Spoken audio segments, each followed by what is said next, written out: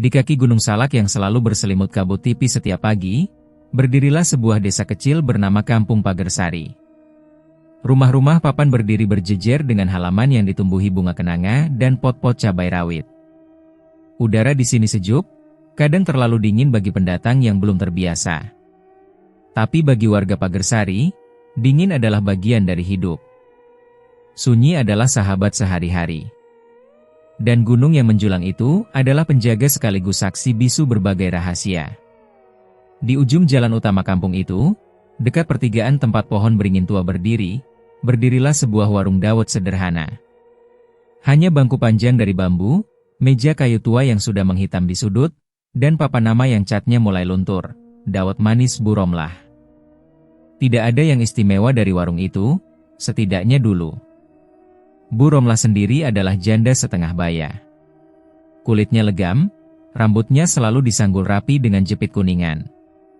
Ia bukan tipe yang banyak bicara, lebih suka menunduk dan bekerja. Suaminya meninggal 5 tahun lalu karena penyakit paru-paru, dan sejak saat itu, ia hidup seorang diri. Bu Romlah tak pernah mengeluh. Ia membuka warung kecil demi menyambung hidup. Dawet buatannya memakai gula merah murni, santan kental, dan cendol dari tepung beras yang ia buat sendiri tiap pagi. Manis, legit, dan segar. Namun dulu, warung itu sepi. Paling ramai hanya saat pasar Wage, saat orang-orang dari dusun sebelah turun ke kampung untuk belanja sayur.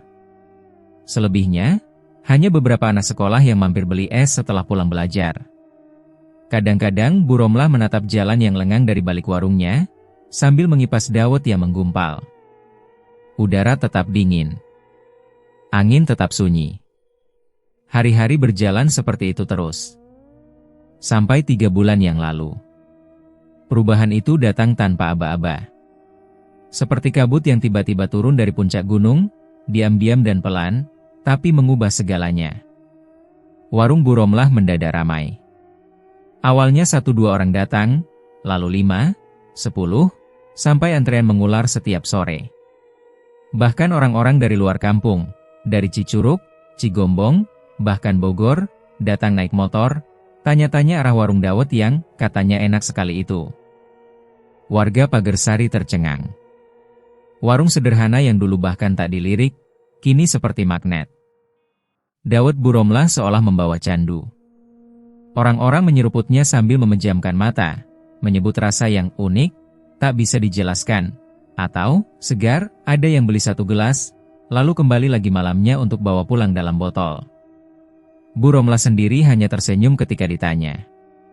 Ia tetap seperti biasa, kalem, sedikit bicara, dan tangan selalu sibuk mengaduk, menyendok, membungkus. Ia tidak banyak menjelaskan. Bahkan saat tetangga seperti Bu Rini atau Pak Darto berseloroh setengah serius, "Wah, Rom, kamu pakai penglaris ya sekarang?" Ia hanya tertawa kecil sambil melanjutkan pekerjaannya. Namun di balik keramaian itu, mulai tumbuh keganjilan. Tidak ada satupun warga kampung yang berani bertanya lebih jauh. Bukan karena takut Bu Romlah. Tapi karena, entah kenapa, ada perasaan ganjil yang sulit dijelaskan. Ada hawa yang tidak biasa setiap melintas dekat warung itu. Tidak dingin, bukan juga panas. Tapi seperti lembab. Seperti ada embusan napas di tengkuk. Seperti mata yang mengintai dari balik tirai bambu warung, padahal tak ada siapa-siapa di dalamnya. Beberapa ibu mulai bisik-bisik.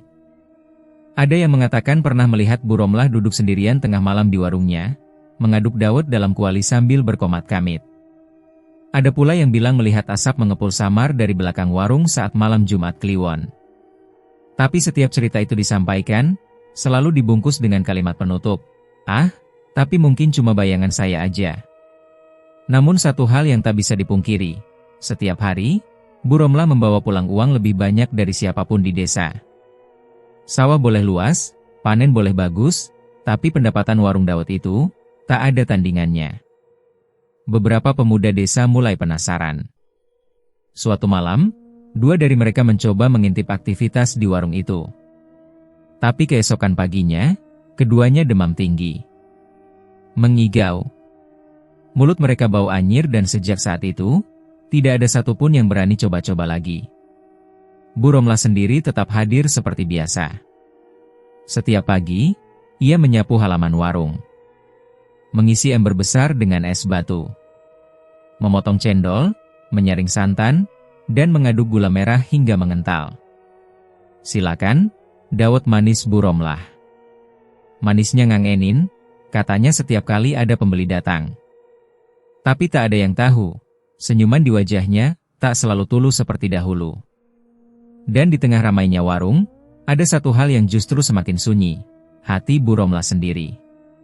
Malam itu, langit Pagersari tidak gelap betul, tapi juga tak bisa dibilang terang. Bulan separuh tersembunyi di balik awan yang bergerak lambat, seperti enggan memberi cahaya. Angin gunung meniupkan aroma tanah basah dan ranting kering, sementara suara jangkrik terdengar lebih pelan dari biasanya. Seolah alam pun menahan napas. Bu Romlah melangkah pelan menyusuri jalan setapak di antara semak dan rumpun pisang. Tangannya menggenggam obor kecil dari bambu. Api bergetar ditiup angin, membentuk bayangan di tanah seperti tangan-tangan yang menjulur dari dalam bumi. Ia tahu kemana kakinya menuju. Dan untuk pertama kalinya dalam hidup, langkahnya terasa berat. Setiap derap seperti dihantui keraguan. Di depan sana, di balik rimbunan bambu, berdirilah sebuah gubuk reot beratap rumbia. Tertutup ilalang liar dan bayangan pohon beringin yang tumbuh sendirian. Gubuk milik Mbah Sunarto, orang yang oleh sebagian besar warga masih dianggap dukun tua yang berbahaya, tapi diam-diam dicari saat keadaan terdesak. Bu Romlah berhenti sejenak di depan pintu. Hatinya berdebar. Tapi suara itu kembali terngiang. Kalau kamu mau warungmu ramai, Rom, harus ada tumbalnya. Bukan nyawa, tapi kehormatan rasa. Mau? Mbah Sunarto menyambutnya dengan suara parau dari dalam. Masuk saja, Rom. Aku sudah nunggu. Dengan langkah pelan, Bu Romlah masuk ke dalam. Bau menyan dan kemenyan bercampur dengan aroma anyir yang menusuk hidung. Di sudut ruangan, beberapa botol kaca berjajar rapi. Ada yang berisi cairan hijau, kuning pekat, bahkan merah kecoklatan. Sementara di tengah, sebuah tikar usang terbentang, dan di atasnya duduk Mbah Sunarto. Tubuhnya kurus, kulitnya keriput seperti kulit kayu, dan matanya cekung tapi menyala. Warungmu mulai sepi, ya? Tanya Mbah Sunarto dengan senyum menyeringai, memperlihatkan giginya yang tinggal separuh. Bu Romlah menunduk. Ia tidak langsung menjawab. Aku lihat kamu kerja keras, Rom. Dawetmu enak. Tapi zaman sekarang, rasa saja nggak cukup. Orang lebih percaya aura daripada lidahnya sendiri. Sunyi sejenak. Hanya suara api di lampu tempel yang berkedip. Jadi, kamu siap atau tidak? Tanya Mbah Sunarto lagi. Suaranya lembut, tapi mengandung tekanan yang menusuk dada. Bu Romlah menggigit bibir. Suaminya sudah lama tiada. Ia tidak punya siapa-siapa di rumah, hanya dirinya dan dapur kecil. Ia lelah. Ia ingin warungnya hidup. Ingin rasa dawetnya dikenang. Ingin punya tabungan. Ingin hidup layak, tanpa harus menengadah pada siapa-siapa. Kalau cuma penglaris, yang penting halal, ucapnya lirih. Mbah Sunarto terkekeh. Penglaris itu nggak pernah murni halal, Rom. Tapi ini bukan soal halal haram. Ini soal mau atau tidak. Yang penting, kamu nggak perlu ngasih darah, nggak perlu ngubur apa-apa, cuma sedikit cairan. Dari aku. Bu Romlah mengangkat kepala, keningnya berkerut. Cairan apa? Senyum Mbah Sunarto memudar menjadi serius. Setiap malam Jumat Kliwon, kamu harus datang ke sini. Aku akan memberimu air kencingku sendiri. Teteskan ke dalam kuali dawetmu sebelum kamu jual keesokan harinya. Tak perlu banyak, cuma setetes 2 tetes. Rasanya nggak akan berubah. Tapi energinya akan mengikat siapapun yang meminumnya. Bu Romlah tersentak. Mulutnya terbuka tapi tak bisa berkata-kata. Perutnya mual, tapi tak sanggup muntah. Ia menatap tangan tuanya sendiri, tangan yang tiap pagi mengaduk cendol, menyaring santan. Kini tangan itu akan ikut mencampur najis? Orang akan datang terus. Mereka akan ketagihan. Tapi ingat, Rom, semua perjanjian ada harga. Selama kamu lakukan lelaku ini, warungmu akan berjaya. Tapi jangan pernah berhenti tanpa pamit. Jangan pernah abaikan malam Jumat Kliwon. Sekali kamu lalai, dampaknya bukan cuma ke kamu. Bu Romlah memejamkan mata. Ada suara kecil dalam dirinya yang menjerit, melarang. Tapi suara itu tenggelam di antara desis api, bau kemenyan, dan bayangan wajah-wajah pembeli yang selalu pergi sambil tersenyum puas. Wajah-wajah yang memberinya lembar demi lembar uang yang ia gunakan untuk memperbaiki genting bocor dan membeli kulkas baru. Tangannya bergetar. "Aku setuju," katanya akhirnya, dengan suara hampir tak terdengar. Mbah Sunarto mengangguk pelan. Ia membuka botol kecil dari kayu jati, dan di dalamnya sudah tersedia cairan kekuningan yang hangat. Ia menutupnya dengan kain kafan kecil dan menyerahkannya pada Bu Romlah. "Jangan jatuh. Jangan lupa. Dan jangan tanya lebih dari yang perlu kamu tahu." Malam itu, Bu Romlah berjalan pulang tanpa menoleh ke belakang. Obornya nyaris padam, dan angin semakin dingin. Tapi dadanya justru panas. Bukan karena menyesal, bukan juga karena takut, tapi karena untuk pertama kalinya, ia merasa berkuasa. Di balik gubuk itu, Mbah Sunarto masih duduk sambil tertawa pelan. Warung Bu Romlah kini tak pernah sepi. Bahkan sebelum matahari naik sempurna dari balik Gunung Salak, sudah ada yang duduk menunggu di bangku bambu depan warung, berharap jadi pembeli pertama hari itu. Tak hanya warga Pagersari, tapi juga orang-orang dari luar kampung. Ada yang datang naik motor, ada yang jalan kaki sambil menenteng botol kosong, ingin membeli dawet dalam jumlah banyak. Bu Romlah tak pernah bertanya dari mana mereka tahu. Ia cukup tersenyum, menyendokkan cendol ke dalam gelas, dan menambahkan santan serta gula kental dengan gerakan tangan yang sudah hafal betul ritmenya. Manisnya dawet Bu Romlah ini lain. "Bikin pengin balik lagi," begitu kata seorang perempuan muda sambil mengusap perutnya yang membuncit, mungkin tengah mengandung. Ia tersenyum lebar, tapi Bu Romlah hanya membalas dengan senyum tipis, tanpa benar-benar memandang wajahnya. Uang datang seperti air. Kotak penyimpanan di bawah meja sudah tak cukup lagi. Ia menyimpan uang dalam karung kecil. Tiap malam, ia menghitungnya diam-diam, sambil menggumamkan komat kamit mantra pendek yang entah masih bermakna atau hanya jadi kebiasaan. Ia membeli kulkas baru, mengganti panci dan kuali, bahkan memasang lampu neon terang di langit-langit warung. Tapi, ia tidak bahagia. Dan itulah yang mulai ia rasakan, semakin dalam, semakin nyata, kesepian yang menggigit perlahan. "Romlah, kok urusannya sekarang?" kata Bu Rini suatu pagi. "Jangan kerja terus. Sekali-kali ngaji atau ngumpul-ngumpul? Biar seimbang, jangan cuma dagang." Bu Romlah hanya mengangguk. Ia tak menjawab. Dalam pikirannya, suara Bu Rini seperti datang dari kejauhan. Samar. Hampa. Sejak beberapa minggu terakhir, tidurnya tak pernah nyenyak. Mimpi-mimpinya bukan lagi bunga tidur, tapi kegelapan yang menggigit. Dalam tidurnya, ia melihat wajah-wajah pelanggan berubah. Mata mereka membara merah, lidah menjulur panjang, menjilat ujung-ujung gelas dawet seperti ular yang mencium bau darah. Bahkan ada yang tertawa sambil menggigit-gigit sendok plastik sampai patah, lalu memakan pecahannya sendiri. Setiap pagi setelah mimpi itu, Bu Romlah bangun dengan peluh dingin membasahi punggung. Tapi warung harus buka. Dawet harus dijual. Ritual malam Jumat tetap dilakoni, meski tangannya gemetar tiap kali menerima botol kecil berisi air kencing dari Mbah Sunarto. Yang paling membuatnya tak tenang adalah suara tangisan. Malam-malam tertentu, saat warung sudah ditutup dan ia sendirian menyapu lantai, suara itu muncul. Pelan, seperti suara anak kecil menangis. Kadang seperti perempuan dewasa. Sumbernya selalu dari belakang warung, dekat sumur kecil yang sudah lama tak digunakan. Tangisan itu tak histeris, tapi menyayat. Panjang, putus-putus, dan sangat manusiawi. Pertama kali ia dengar, ia sempat mengira itu suara kucing.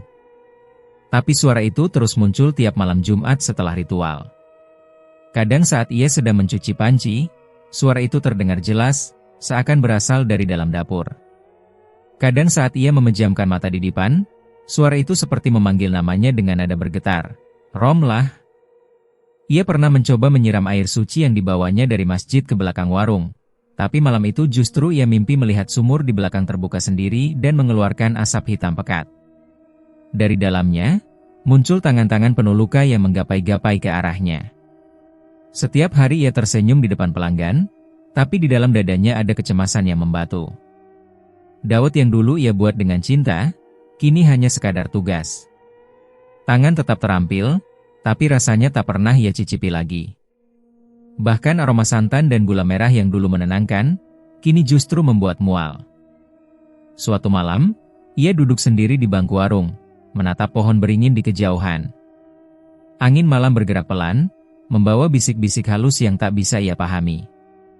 Ia bergumam sendiri, lirih seperti doa yang hampir patah. Aku cuma ingin warungku ramai. Bukan seperti ini. Tapi kepada siapa ia mengadu? Kepada warga? Mustahil. Nama Bu Romlah kini harum. Bahkan dipuji-puji di acara desa. Siapa yang mau percaya bahwa di balik gelas dawet yang segar itu, ada najis dan perjanjian gelap? Ia mengingat wajah Mbah Sunarto.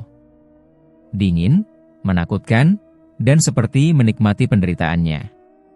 Malam itu, ketika ia mematikan lampu warung dan hendak masuk ke dalam rumah, ia melihat bayangan seseorang berdiri di balik kain penutup pintu dapur. Bukan pencuri. Bukan tamu. Ia tahu itu bukan manusia biasa. Bayangan itu tinggi, kurus, dan berdiri dengan leher tertekuk seperti patah. Bu Romlah mematung. Mulutnya tak sanggup berteriak. Tapi bayangan itu hanya menatap. Lalu menghilang. Dan untuk pertama kalinya, Bu Romlah bergumam sendiri dalam tangis. Apa aku sudah terlalu jauh? Hari itu, suasana pasar desa lebih riuh dari biasanya. Udara panas, debu mengepul, dan suara pedagang bersahut-sahutan. Di sudut pertigaan dekat pohon beringin, seperti biasa, warung dawet Bu Romlah dipenuhi pembeli. Bangku bambunya penuh, bahkan beberapa orang rela berdiri sambil menunggu giliran. Salah satu dari mereka adalah Laras, ibu muda yang sedang mengandung anak keduanya. Ia datang bersama anak pertamanya, Arga, bocah berumur 7 tahun yang ceria dan cerdas.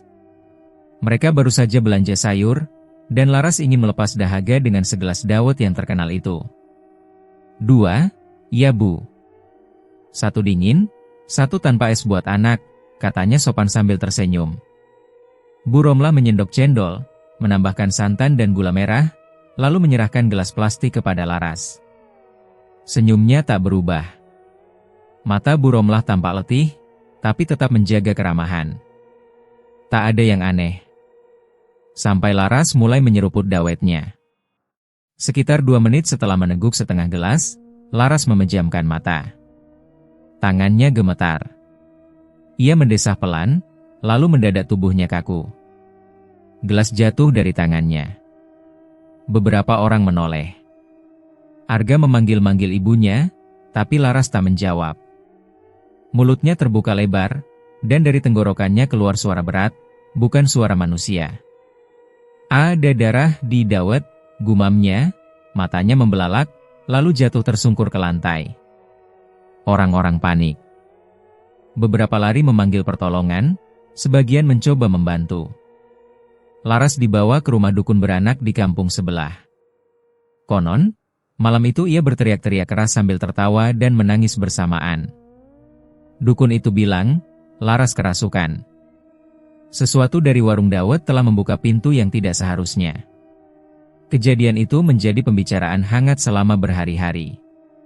Tapi belum seminggu berselang, giliran anak kecil bernama Miko, keponakan Bu Darsi, pedagang tempe, yang mengalami hal serupa. Ia meminum dawet yang dibelikan pamannya, dan tak lama setelahnya, muntah darah di depan rumah. Bukan sekali, tapi 3 kali. Ketika dibawa ke puskesmas, dokter tak menemukan penyebab pasti. Anak itu sehat sebelumnya, tidak demam, tidak batuk, tidak luka di mulut. Itu dawetnya, aku yakin. Ada yang gak beres, kata Bu Darsi pada tetangganya, dengan wajah pucat dan mata merah. Desa Pagersari yang biasanya tenang, kini mulai gelisah. Warung yang dulu dicari-cari, kini mulai dicurigai. Tapi tetap, tak ada yang berani bicara langsung kepada Bu Romlah. Karena mereka tahu, setiap orang yang menuduh terang-terangan selalu mengalami celaka. Pak Jaiman contohnya, seorang tukang kayu yang suatu malam mabuk dan mengumpat keras-keras di depan warung. Dawet najis. Pasti pakai setan. Aku yakin, teriaknya sambil menendang pot bunga di depan warung. Keesokan paginya, Pak Jaiman ditemukan jatuh dari pohon kelapa. Kaki dan tangannya patah, bibirnya robek, dan lidahnya terjulur seperti orang dicekik. Ia masih hidup, tapi sejak itu tak bisa bicara normal. Suaranya serak seperti orang tua, dan malam-malam tertentu terdengar meracau dalam tidur. Maaf, bukan maksudku. Bu Romlah mendengar semua cerita itu. Ia tidak membantah, tidak membela diri. Hanya diam. Wajahnya kian pucat dari hari ke hari. Ia tetap berjualan, tapi senyumnya terasa makin hampa. Ia masih melakukan ritual setiap malam Jumat Kliwon, datang diam-diam ke gubuk Mbah Sunarto, menerima botol kecil dengan tangan gemetar. Tapi ia tahu, sesuatu sedang berubah. Ia mulai mendengar bisikan saat ia mengadu kuali dawet. Seperti suara-suara dari dasar kuali, suara orang memohon, menangis, merintih. Kadang, ia merasa ada tangan yang mencengkeram pergelangan kakinya dari bawah meja saat ia menuang santan. Tapi saat ia menunduk, tak ada siapa-siapa.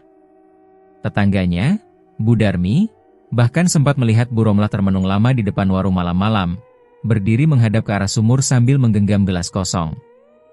Mau kemana, Bu? Tanya Bu Darmi dengan sopan. Bu Romlah hanya menoleh pelan, dan menjawab singkat, menakar ulang manisnya hidup. Jawaban itu aneh, dan Bu Darmi merasa bulu kuduknya meremang. Malam-malam di Pagersari tak lagi tenang seperti dulu. Angin dari lereng Gunung Salak ini membawa aroma tak sedap yang tidak bisa dijelaskan. Bukan bau bangkai, bukan bau kemenyan, tapi campuran getir dan amis, seperti darah yang sudah lama mengering. Suara jangkrik pun tak lagi terdengar di sekitar warung dawet Bu Romlah. Seolah binatang-binatang pun enggan mendekat. Warga mulai resah. Terutama mereka yang rumahnya dekat dengan pertigaan, tempat warung Bu Romlah berdiri. Beberapa dari mereka mengaku melihat bayangan hitam mondar-mandir malam-malam, menyeberang cepat seperti asap yang melayang rendah. Tapi bayangan itu tak pernah menimbulkan suara langkah. Waktu itu saya lihat sendiri, bayangan tinggi, jalannya nunduk, kayak bawa beban, ujar Pak Kardi suatu malam di pos ronda. Pas saya nyalain senter, gak ada siapa-siapa. Tapi angin dingin langsung nusuk ke tulang. Waktu itu juga, sambung Pak Jum, petani bawang, saya kira itu Romlah sendiri, soalnya warungnya masih nyala jam 2 pagi. Tapi pas saya deketin, saya lihat dari jendela ada perempuan pakai baju putih. Dia lagi ngadu kuali. Tapi, tangannya nggak gerak. Yang ngaduk itu lidahnya. Para lelaki di pos ronda langsung menoleh, menelan ludah. Sebab kejadian-kejadian akhir-akhir ini terlalu banyak, terlalu nyata. Ayam-ayam milik warga mati mendadak. Hampir setiap rumah kehilangan 2 atau 3 ekor. Tubuh ayam ditemukan tergeletak dengan leher terpuntir dan mata melotot. Aneh ya, tidak ada darah. Dagingnya masih utuh. Mereka mengubur ayam-ayam itu diam-diam, takut kejadian buruk menular. Bu Romlah sendiri tak bisa menampik semua itu. Ia tahu, apa yang mulai bangkit bukan hanya pelanggan. Perjanjian dengan Mbah Sunarto kini seperti mengendap dalam setiap tetes santan. Ritual yang dulunya hanya ia jalani dengan tangan gemetar, kini justru terasa lebih dekat. Setiap malam Jumat Kliwon, ia tidak lagi harus diminta. Tubuhnya sendiri yang bergerak. Kakinya seperti tahu arah gubuk itu tanpa pikir. Bahkan kadang, saat ia menatap air dalam kuali dawet, ia bisa melihat bayangannya sendiri. Satu malam, saat hujan baru reda dan tanah masih basah, Bu Romlah keluar untuk menjemur kain lap warung yang basah.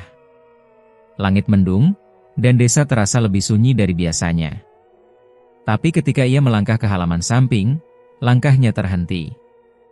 Di depan sumur tua yang ada di belakang warung, berdiri sosok perempuan. Diam. Punggungnya membungkuk. Rambutnya panjang menjuntai hingga menutupi sebagian wajah. Pakaiannya putih lusuh, basah oleh sisa hujan. Bahunya bergerak pelan, seolah sedang tertawa tanpa suara. Bu Romlah tidak berteriak. Tidak melarikan diri. Tubuhnya kaku, tapi bukan karena takut. Lebih seperti pasrah. Karena entah mengapa, sosok itu terasa tidak asing. Ia seperti bagian dari sesuatu yang pernah ia tolak, tapi kini sudah ia terima. Seperti bagian dari dirinya sendiri. Sosok itu perlahan menoleh. Dan saat wajahnya tampak jelas dalam cahaya redup dari lampu warung, Bu Romlah melihat sesuatu yang tidak mungkin dilupakan. Wajah itu adalah wajahnya sendiri. Tapi matanya hitam seluruhnya. Dan dari mulutnya keluar cacing-cacing kecil yang menjalar ke dagu. Bu Romlah pingsan malam itu. Ia ditemukan keesokan paginya oleh anak penjual sayur yang hendak mengantar pesanan. Tubuhnya basah, tangan kirinya menggenggam erat sendok panjang dari dapur. Ketika sadar, ia tak mengatakan sepatah kata pun. Ia hanya menatap kosong ke langit-langit. Sejak kejadian itu, Bu Romlah mulai menutup warung lebih awal. Kadang ia bahkan tidak buka sama sekali, dengan alasan sakit atau bahan habis. Tapi warga tahu, itu bukan alasan sebenarnya. Ada sesuatu yang lebih besar tengah tumbuh di balik dinding warung itu. Sesuatu yang tak bisa lagi dikendalikan. Namun anehnya, meski rasa takut makin menyebar, beberapa orang justru datang lebih sering. Mereka mengatakan dawet Bu Romlah kini lebih kuat. Bu Romlah semakin terpukul. Tapi ia tahu, ini bukan soal ingin atau tidak. Ia tidak bisa mundur. Tidak sekarang. Tidak setelah semua tanda-tanda itu muncul. Karena sekali seseorang membuka pintu pada sesuatu yang bukan miliknya, maka pintu itu tidak bisa ditutup semudah membalik papan warung menjadi tutup. Ahmad Taufik Rahman, tapi orang kampung lebih suka memanggilnya Taufik saja. Ia cucu tunggal Bu Romlah, anak dari almarhumah Sari, putri satu-satunya Bu Romlah, yang meninggal saat melahirkan Taufik. Sejak kecil, Taufik sudah diasuh orang lain dan kemudian dikirim ke pesantren di daerah Cianjur oleh ayahnya. Ia jarang pulang, hanya sesekali menjelang Idul Fitri. Tapi kini, ia pulang bukan karena lebaran. Ia pulang karena firasat. 2 minggu sebelumnya, di dalam mimpi yang sama selama 3 malam berturut-turut, ia melihat ibunya, yang bahkan tak pernah ia temui semasa hidup, berdiri di depan warung tua, menangis. Di belakangnya, sosok perempuan berwajah hitam tanpa mata dan mulut tersenyum berdiri diam, menggenggam kuali penuh cairan merah tua. Firasat itu cukup baginya untuk meminta izin pulang. Dan begitu tiba di Pagersari, saat udara dingin menyambut dan kabut turun lebih cepat dari biasanya, Taufik tahu, desanya tidak baik-baik saja. Warung Bu Romlah masih berdiri di tempat lama, dekat pohon beringin yang dulu sering ia panjat semasa kecil. Tapi kini warung itu tampak berbeda. Bukan secara fisik, bangunannya masih sama, meja masih dari kayu tua, dan papan nama masih terpampang meski catnya sudah pudar, tapi aura di sekitarnya berat. Seperti menarik, sekaligus menolak. Taufik menyipitkan mata. Dalam pelajaran di pesantren, aura seperti ini disebut najasah ruhaniyah, kotoran spiritual yang lahir dari praktik syirik dan perjanjian gelap. Saat masuk ke halaman rumah neneknya, Taufik melihat Bu Romlah duduk termenung di bangku depan. Wajahnya lebih tua dari usia. Matanya sayu, pipinya cekung, dan kulitnya tampak kekuningan. Tapi begitu melihat Taufik, ia langsung berdiri.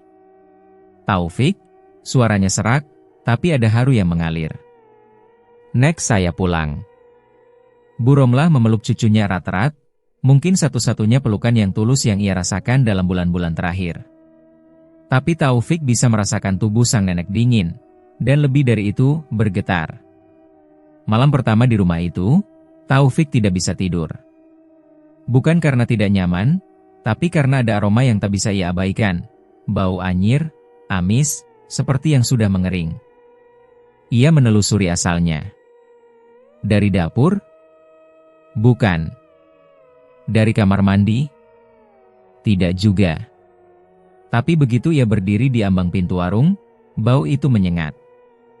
Dan anehnya, tak ada satupun lalat. Pagi-pagi, ia berpura-pura membantu sang nenek menyiapkan bahan jualan. Saat menyentuh kuali tempat cendol akan dituangkan, Taufik berzikir dalam hati, dan kuali itu mengeluarkan hawa panas, seperti bara tertahan di dalam air. Hatinya mulai meradang. Tapi ia tahu, belum waktunya bicara. 3 hari ia diam, mengamati. Ia melihat Bu Romlah yang bekerja seperti biasa, tapi setiap gerak-geriknya seolah dipandu oleh sesuatu yang tidak kasat mata.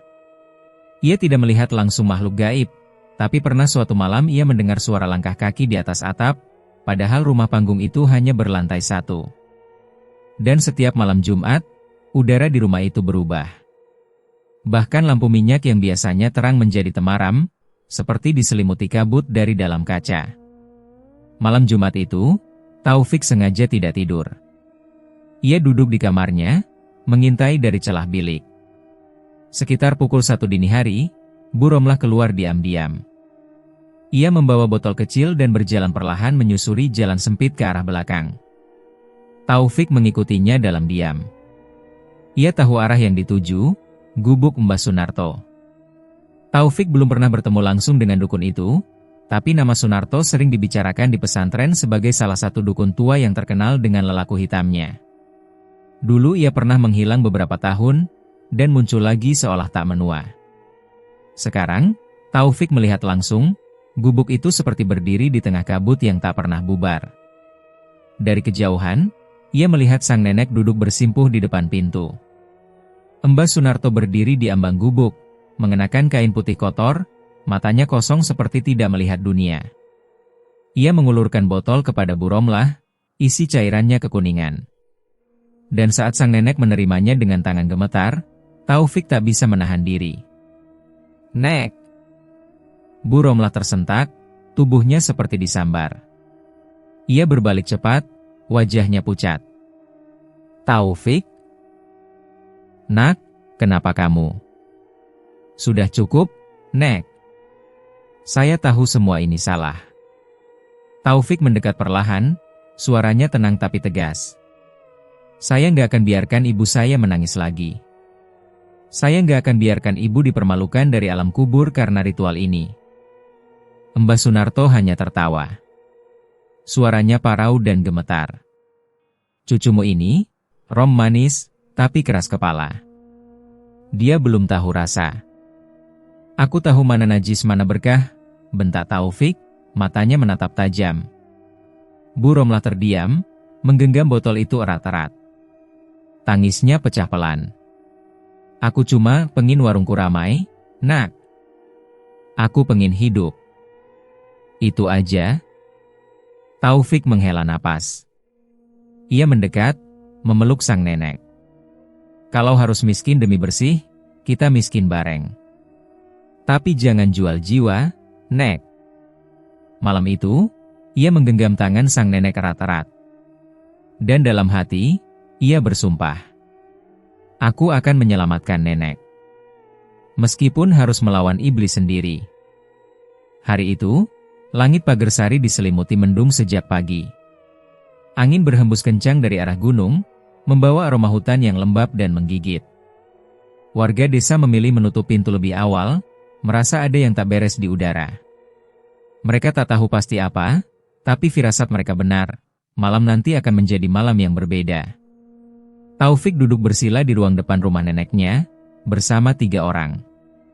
Yang pertama adalah Kiai Ustman, guru besar dari pesantren tempat Taufik menuntut ilmu. Usianya sudah sepuh, tubuhnya kurus, tapi sorot matanya tetap kuat seperti baja yang tak bisa dibengkokkan. Di sampingnya duduk dua orang santri muda, Mizan dan Hafidz, yang membawa kitab, botol-botol air ruqyah, dan garam kasar dalam kantong putih. Bu Romlah duduk agak jauh, wajahnya tertunduk. Ia tak berkata-kata sejak sore tadi. Ketika Taufik memintanya merelakan semua yang telah terjadi, ia hanya mengangguk. Tapi di mata tuanya, Taufik melihat sisa-sisa ketakutan yang belum reda. Ia tahu, sang nenek masih terikat. Bukan cuma oleh perjanjian, tapi oleh rasa bersalah yang mematikan pelan-pelan. Segalanya harus diputus dari sumbernya, ujar Kiai Ustman. Tempat ritual, benda yang digunakan, dan jiwa yang mengikatnya harus dibersihkan bersama.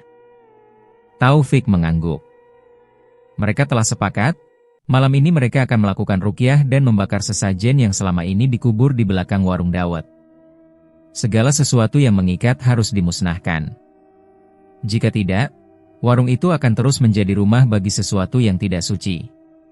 Menjelang pukul 11 malam, mereka berkumpul di halaman belakang warung.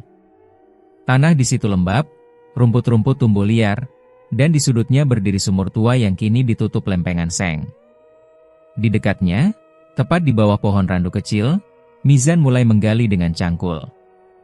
Tak lama, terdengar bunyi logam beradu. Mizan mengangkat satu kotak besi berkarat dari dalam tanah.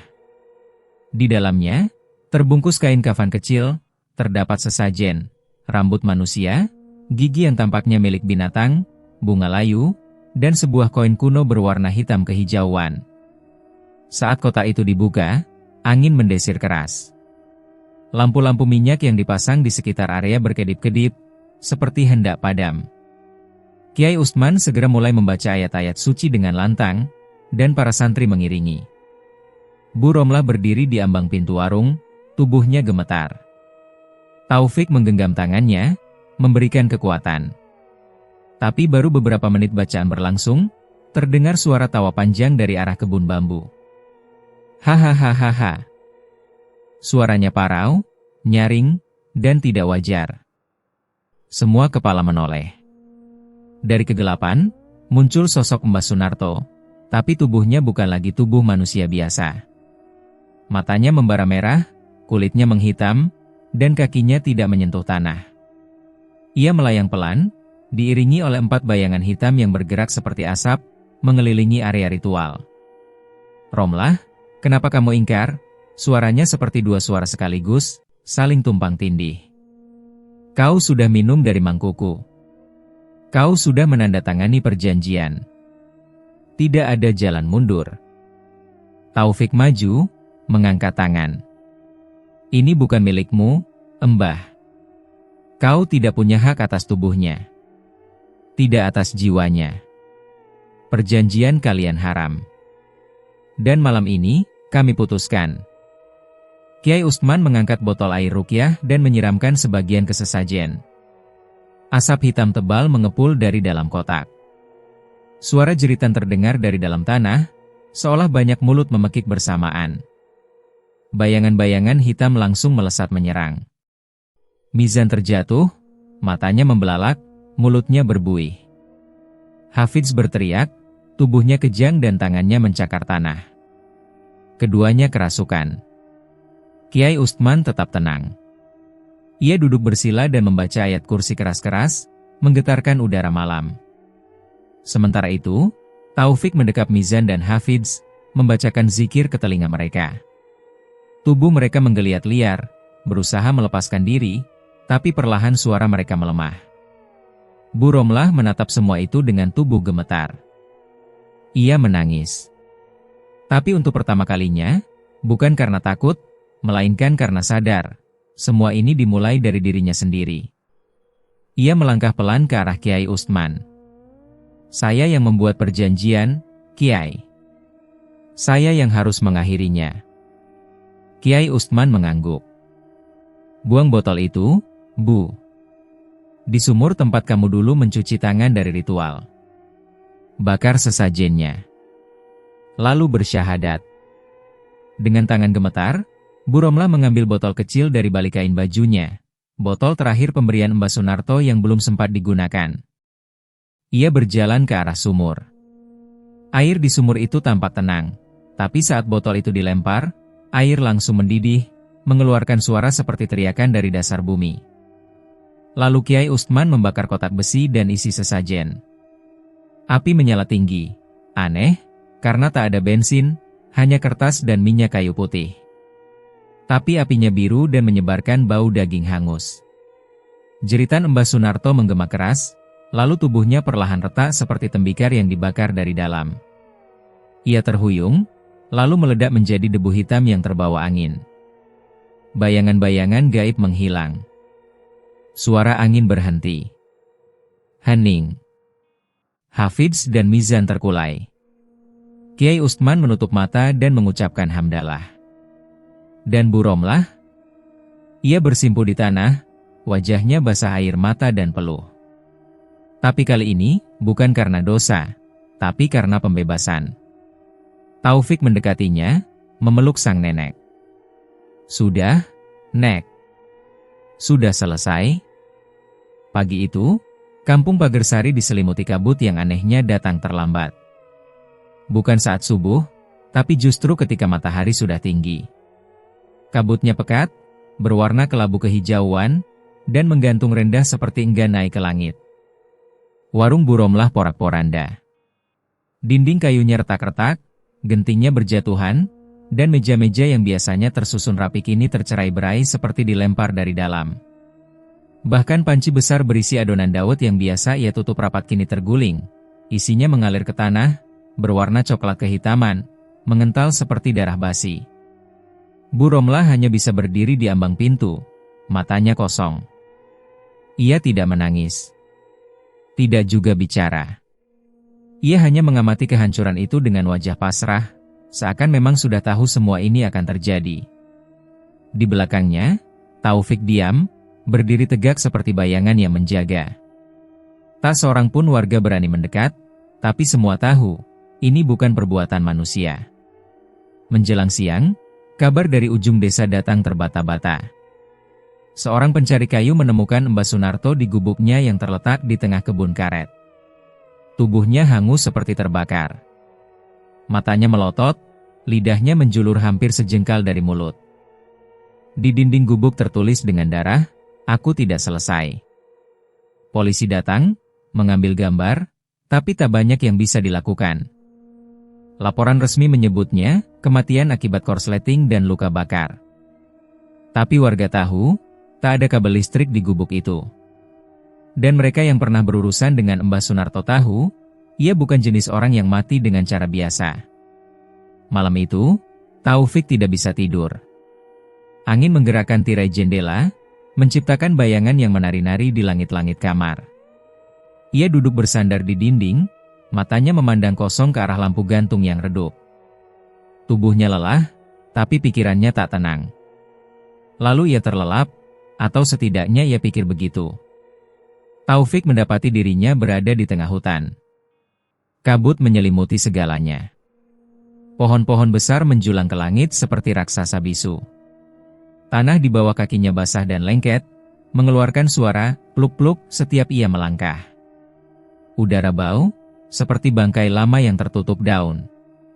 Di depannya berdiri sesosok makhluk tinggi besar, lebih dari 2 meter, tubuhnya ditutupi bulu hitam kusut seperti jelaga. Wajahnya tak jelas, tapi matanya merah menyala, dan dari mulutnya menyembul taring-taring panjang, runcing seperti ujung pisau. "Kau telah merusak ritualku," suara makhluk itu bergema, berat, seakan berasal dari dalam perut bumi. "Kau telah memutus ikatanku dengan darah yang sudah dibayar." Taufik ingin melangkah mundur, tapi kakinya tak bisa digerakkan. "Manusia, anak pesantren, cucu dari perempuan yang khianat. Kau akan melihat apa artinya murka." Makhluk itu mengangkat tangannya, dan dari balik kabut muncul bayangan-bayangan, bukan manusia, bukan pula binatang. Mereka bergerak dengan cara yang tak wajar, merangkak terbalik, melayang dengan kepala menggantung, atau merayap di tanah dengan perut terbuka menganga. Taufik menjerit, namun tidak ada suara keluar dari tenggorokannya. Ia mencoba mengucapkan ayat perlindungan, tapi lidahnya terasa berat, seperti diikat. Makhluk itu mendekat, matanya kini hanya beberapa jengkal dari wajah Taufik. Kau boleh menang satu ritual, tapi ini baru awal. Tiba-tiba dari kejauhan terdengar suara azan, menggema lembut namun tegas, seperti datang dari tempat yang sangat jauh tapi langsung menghantam dada. Cahaya keemasan membelah kabut, menusuk tubuh makhluk itu. Makhluk bertaring meraung keras, tubuhnya terbakar cahaya. Ia mundur, berteriak marah. Aku akan kembali. Taufik terbangun. Keringat membasahi tubuhnya. Nafasnya memburu, dadanya sesak. Ia memandang sekeliling, kamar itu sunyi, tapi hawa dinginnya tidak biasa. Di jendela, ada bekas cap tangan, seperti tangan anak kecil yang berlumpur. Ia bangkit, berwudu, lalu duduk menghadap kiblat. Tangannya gemetar saat membuka mushaf kecil dari pesantren. Tapi ia paksa dirinya membaca, pelan, satu ayat demi satu ayat, menenangkan jiwanya yang terguncang. Pagi harinya, Bu Romlah menemuinya sambil membawa teh hangat. Wajahnya masih pucat, tapi ada sedikit keteguhan dalam matanya. Aku mimpi Sunarto tadi malam, bisiknya. Dia meringis, tubuhnya dibakar dari ujung ke ujung. Tapi dia bilang dia belum pergi. Dia bilang dia akan numpang lewat jalur lain. Taufik tak banyak bicara. Ia hanya menatap secangkir teh itu lama. Ia tahu, pertempuran belum selesai. Mungkin perjanjian telah diputus, tapi amarah dari dunia yang lain tidak bisa dimatikan begitu saja. Dan kini, Taufik bukan hanya cucu seorang janda penjual dawet. Ia telah menjadi sasaran bagi sesuatu yang lebih tua dari sekadar dendam manusia. Langit kampung Pagersari mulai jarang cerah. Sejak kejadian malam ritual pemutusan dan kematian Mbah Sunarto, awan kelabu seakan menetap di atas desa. Matahari menyapa dengan enggan, dan hujan turun tak tentu arah. Seperti cuaca pun sedang menyesuaikan diri dengan suasana hati warga. Warung yang dulu jadi pusat keramaian itu dibongkar sendiri oleh tangannya yang renta. Dengan palu kecil, ia mulai dari atap daun rumbia, lalu dinding bambu. Beberapa warga sempat menonton dari kejauhan, tapi tak satu pun mendekat. Mereka berdiri di seberang jalan, berbisik pelan seperti takut membangunkan sesuatu yang tertidur. Taufik membantu diam-diam. Setelah warung rata dengan tanah, Bu Romlah menanam bunga melati di keempat sudut pondasi yang baru. Ia menanamnya sambil membaca istighfar, pelan namun terus-menerus. Di tengahnya, ia membangun ulang warung, kali ini lebih sederhana. Bukan dari papan, tapi dari bilik bambu dan kayu seadanya. Tidak ada sesajen. Tidak ada ritual. Hanya doa, air wudhu, dan harapan akan ampunan. Namun ketika warung itu selesai dan kembali dibuka, tak satu pun pembeli datang. Hari pertama, Bu Romlah duduk di bangku kecil, mengenakan daster biru dan selendang abu-abu. Di depannya ada kendi berisi dawet baru, bersih, harum, dan suci. Ia menata gelas kaca satu persatu dengan hati-hati, seperti menyusun ulang hidupnya sendiri. Tapi jalanan tetap sepi. Hari kedua, ia menambahkan gorengan dan keripik singkong. Ia tersenyum menyapa siapapun yang lewat, walau hanya 1-2 orang yang lewat tergesa-gesa. Tak satu pun membalas senyumannya. Hari ketiga, ia menyapu halaman dengan suara serak membaca syalawat. Tapi masih saja, tak ada yang berani menghampiri. Di sudut-sudut desa, gosip sudah berubah jadi keyakinan. Kalau lewat depan warung Bu Romlah malam-malam, nanti kejatuhan musibah, kata salah satu ibu saat arisan RT. Anak saya mimpi didatangi perempuan lidah panjang. Mungkin dari warung itu, bisik yang lain. Beberapa warga bahkan menghindari jalan itu sama sekali. Mereka memutar lebih jauh, melewati sawah, hanya untuk tak harus melewati bekas tempat dawet terkutuk itu. Anak-anak dilarang main ke arah selatan desa.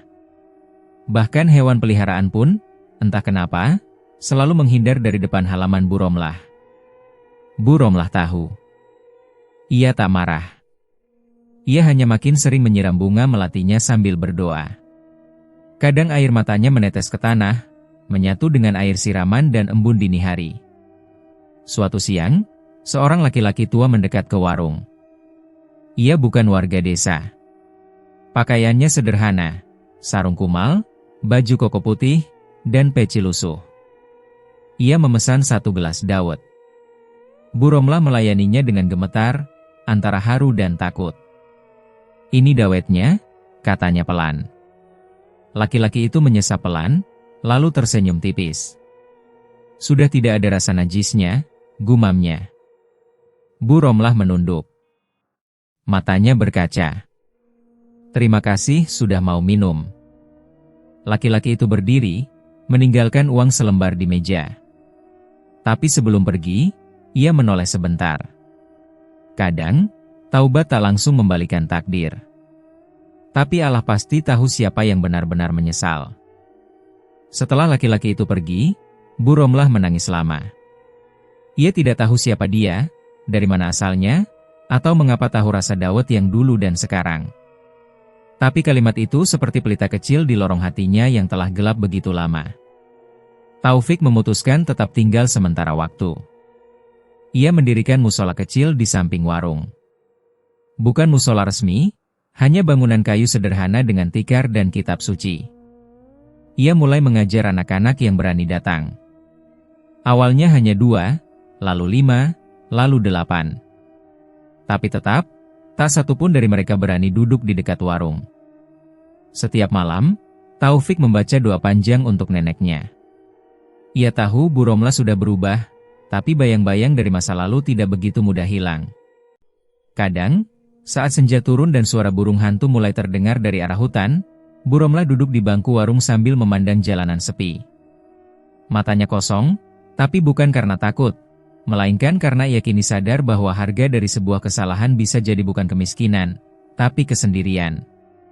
Bukan kehilangan uang, tapi kehilangan kepercayaan.